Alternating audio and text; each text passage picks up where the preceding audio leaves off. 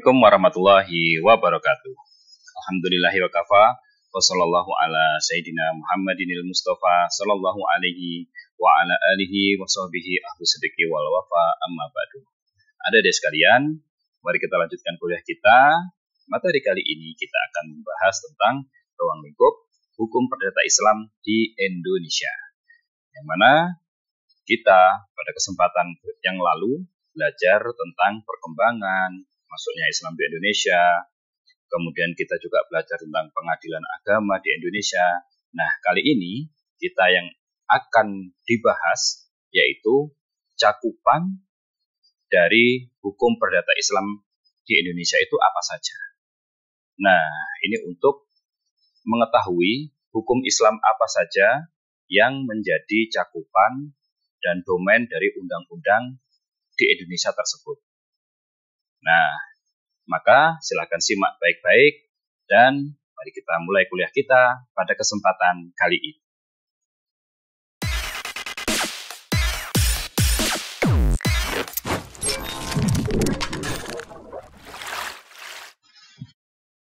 Nah, yang pertama kita bahas dulu tentang sistematika hukum di Indonesia. Dalam kajian ilmu hukum, bidang hukum dibagi menjadi dua kelompok besar, yaitu berdasarkan kepentingannya, yakni hukum publik dan hukum privat. Jadi dalam kajian ilmu hukum itu sudah ada bagian masing-masing ya. Nah, pengkelompokan ini berdasarkan kepentingannya, yaitu hukum publik dan hukum privat. Menurut Martokusumo, hukum publik lazimnya dirumuskan sebagai hukum yang mengatur hubungan penguasa dengan warga negaranya. Hukum publik ini adalah keseluruhan peraturan yang merupakan dasar negara untuk mengatur pula bagaimana caranya negara melaksanakan tugasnya. Jadi merupakan perlindungan kepentingan negara. Oleh karena itu, memperhatikan kepentingan umum, maka pelaksanaan peraturan hukum publik dilakukan oleh penguasa. Nah, ini definisi dari hukum publik ya. Jadi hukum publik itu banyak sekali definisinya dan ini saya ambil dari Martokusumo. Nah, pada intinya yaitu namanya hukum publik mengatur hubungan penguasa dan warga negaranya atau penguasa dengan penguasa lain. Nah, itu hukum publik ya. Kemudian hukum privat adalah hukum antar perorangan yang mengatur hak dan kewajiban perorangan yang satu terhadap yang lainnya dalam pergaulan masyarakat. Orang per orang ini ya. Selain hukum dalam pergaulan masyarakat melahirkan hukum benda dan hukum perikatan, masih ada bidang hukum perdata lain, yaitu hukum waris yang mengandung unsur keluarga dan hukum benda. Nah, kalau antar perorangan itu adalah hukum privat. Karena apa? Karena kita sebagai subjek hukum mempunyai kehendak, mempunyai hak, gitu ya. Kalau kehendaknya dilanggar, kemudian haknya dilanggar, nah itu yang mengatur adalah hukum privat. Oke. Nah, kemudian selanjutnya hukum yang termasuk hukum publik. Nah, apa saja sih hukum publik itu? Yang pertama, hukum tata negara adalah hukum yang mengatur bentuk dan susunan pemerintah suatu negara serta hubungan kekuasaan antara alat-alat perlengkapan satu sama lain dan hubungan antara negara dengan bagian-bagian negara. Jadi baik hubungan negara misalkan pemerintah pusat dengan pemerintah provinsi dengan pemerintah kabupaten atau kota atau antar negara gitu ya. Nah, itu termasuk dalam atau antar kementerian itu masuk dalam hukum publik. Nah, yang kedua, hukum administrasi negara adalah hukum yang mengatur cara-cara menjalankan tugas atau hak dan kewajiban dari kekuasaan alat-alat perlengkapan negara. Bagaimana alurnya, misalkan izin, gimana alurnya, misalkan mendapatkan hak-haknya yang bersifat antar lembaga, bagaimana kita mendapatkannya. Nah, itu hukum administrasi negara. Nah, yang ketiga, hukum pidana adalah hukum yang mengatur perbuatan-perbuatan apa yang dilarang dan memberikan pidana kepada siapa yang melanggarnya, serta mengatur bagaimana cara-cara mengajukan perkara ke muka pengadilan.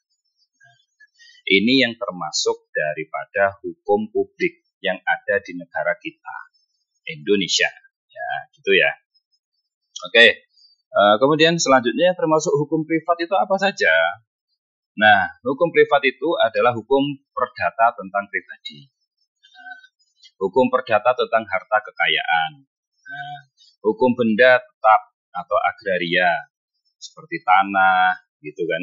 Itu kan hukum benda tetap, rumah, dan hukum benda lepas. Nah, hukum perdata tentang perikatan hukum perjanjian, hukum penyelewengan perdata, dan hukum perikatan lainnya. Hukum perdata tentang hak imaterial, hukum keluarga, dan hukum waris, kemudian juga hukum dagang. Nah, ini yang termasuk hukum privat. Karena apa? Karena di situ ada hak-hak kita yang berkaitan dengan privasi kita, pribadi kita. Nah, kita punya keinginan, kita punya hak, dan dilindungi oleh hukum, gitu ya.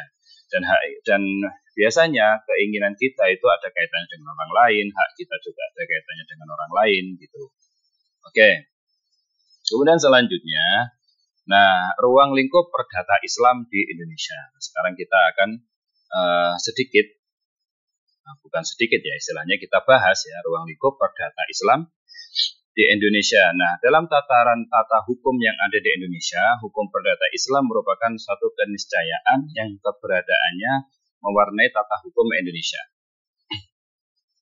Karena apa? Ya mayoritas kita umat Islam kan, yang buat undang-undang juga umat Islam. Nah, hukum perdata Islam di Indonesia merupakan hukum positif yang berlaku di Indonesia yang berasal dari hukum Islam, yang notabene merupakan ajaran Islam yang bersumber dari Al-Quran, hadis, ijma, dan sumber hukum lain, dengan melalui proses positivisasi telah menjadi hukum positif. Jadi intinya apa? Ya hukum fikih yang ada di hukum Islam itu ya, fikih itu dijadikan undang-undang, intinya begitu. Nah, jadi kalau Quran, hadis kan luas, cakupannya luas dan lain sebagainya. Nah, kita membutuhkan perincian-perincian hukum yang ada dalam kitab-kitab fikih itu diringkas, kemudian dijadikan undang-undang. Nah, contoh peraturan yang berkaitan dengan hukum perdata Islam di Indonesia itu apa saja? Nah, yaitu Undang-Undang Perkawinan, Undang-Undang Zakat, Undang-Undang Wakaf, Undang-Undang Perbankan Syariah nomor 21 tahun 2008, kompilasi hukum Islam. Ini landasannya adalah Instruksi Presiden nomor 1 tahun 1991 tanggal 10 Juni 91. Nah, kemudian kompilasi hukum ekonomi syariah, ini landasannya adalah Perma atau Peraturan Mahkamah Agung ya, nomor 2 tahun 2008. Nah, jadi ini kompilasi hukum Islam KHI dan kompilasi hukum ekonomi syariah KHES gitu ya singkatannya. Itu memang dilakukan karena ada kekosongan hukum gitu ya. Aturannya itu dibikin karena memang ada kekosongan hukum pada saat itu. Nah, oke.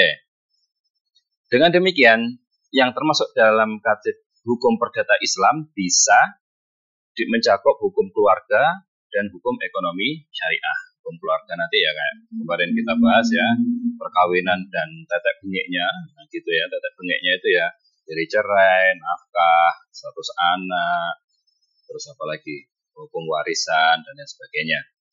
Hukum ekonomi syariah ya kita tentang akad-akad yang ada di perbankan, lembaga keuangan syariah yang lain, macam-macamnya gitu ya. Oke. Selanjutnya, nah kita akan membahas tentang sumber-sumber hukum acara di PA.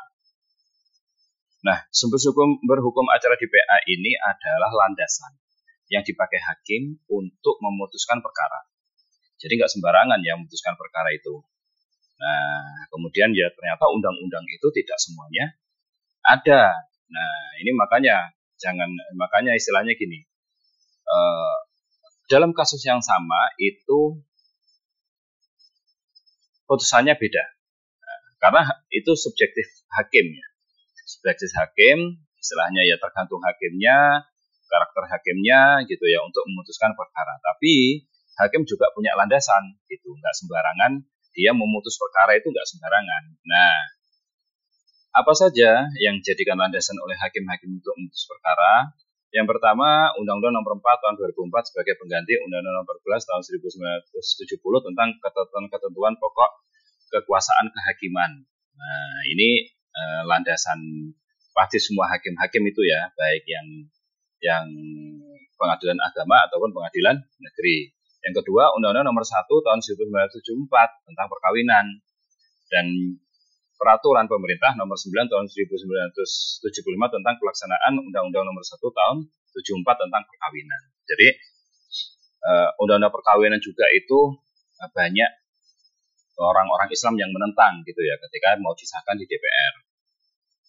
Kenapa? Ya karena memuat beberapa poin yang itu tidak disepakati atau tidak disetujui oleh umat Islam.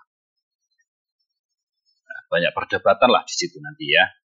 Nah, kemudian yang ketiga, Undang-Undang Nomor 5 Tahun 2004 sebagai pengganti Undang-Undang Nomor 14 Tahun 85 tentang Mahkamah Agung. Nah, Mahkamah Agung ini juga mengeluarkan undang-undangnya. Kemudian Undang-Undang Nomor 3 Tahun 2006 tentang perubahan pertama atas Undang-Undang Nomor 7 Tahun 89 tentang peradilan agama dan Undang-Undang Nomor 50 Tahun 2009 tentang perubahan kedua atas Undang-Undang Nomor 7 Tahun 89 tentang peradilan agama. Di peradilan agama itu diberi kewenangan khusus untuk memutuskan perkara, gitu ya. Nah, kemudian yang kelima ada Undang-Undang Nomor 8 Tahun 2004 tentang peradilan umum. Yang keenam, Inpres Nomor 1 Tahun 1991 tentang kompilasi hukum Islam. Jadi kompilasi hukum Islam itu adalah rangkuman, gitu ya, rangkuman dari fikih-fikih klasik yang banyak bertebaran yang kita pelajari misalkan di pesantren, kitab-kitab yang besar-besar itu yang jilidnya banyak itu dirangkum gitu ya, dirangkum kemudian dijadikan kompilasi hukum Islam, dinamakan kompilasi hukum Islam. Nah, yang ketujuh Peraturan Mahkamah Agung RI seperti apa tadi? KHES ya. Yang kedelapan Surat Edaran Menteri Agama. Nah, Menteri Agama ini punya edaran apa tentang kasus-kasus itu, tentang permasalahan tersebut. Nah, itu dijadikan landasan juga oleh hakim untuk memutuskan perkara. Yang kesembilan ada Peraturan Menteri Agama. Yang kesepuluh ada Keputusan Menteri Agama. Nah, kemudian yang ke-11 ada kitab-kitab fikih Islam dan sumber-sumber hukum yang tidak tertulis. Jadi gini adik-adik, memang dalam hukum Islam ini banyak kasus ya, banyak polemik, yang mana kita akan bahas sedikit nanti ya dari peradilan atau dari istilahnya hukum Islam yang dipositifisasi, yang dijadikan undang-undang pada pertemuan selanjutnya nanti. Terutama kita akan membandingkan dari kitab fikih, kemudian undang-undang, kemudian misalkan kompilasi hukum Islam. Karena apa? Karena ya ternyata kalau kita beracuan dengan kitab fikih, nanti seakan-akan membela sebuah gender, laki-laki khususnya ya. Terus perempuan merasa tidak adil. Kemudian kalau undang-undang nanti ternyata tidak sejalan dengan spirit, tidak sejalan dengan tujuan dari ayat-ayat Quran dan hadis. Kemudian kalau KHI misalkan nanti ya, kompilasi hukum Islam itu lebih condong kepada misalkan perkawinan nanti lebih condong kepada aktivitas seksual, misalkan begitu. Ini misalkan saja. Jadi yang namanya hakim ya, kalau misalkan dia tidak familiar gitu ya, tidak familiar dengan kitab-kitab fikih klasik, itu kitab-kitab fikih ya putusannya merujuk kepada KHI ataupun KHES ataupun apa yang dia ketahui. Nah, kalau misalkan dia kayak dia ngerti kitab kuning, dia bisa baca, dia bisa menelaah, terus literasinya atau pembacaannya itu luas dan banyak, itu juga akan mempengaruhi keputusan. Makanya keputusan itu, hakim itu sangat dipengaruhi oleh pribadinya sendiri tersebut.